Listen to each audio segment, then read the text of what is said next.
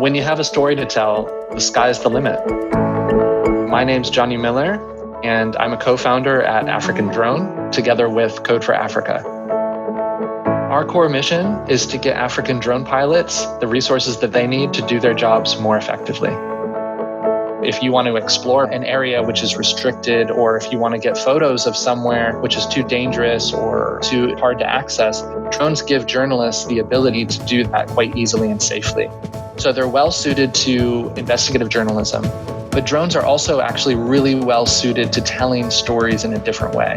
And that's what we're so excited about, is using drone technology to produce maps, to produce sensor data, to convey information in a way that was never possible before. I believe drones are a democratizing technology, and they can change our perspective. They don't have to divide us.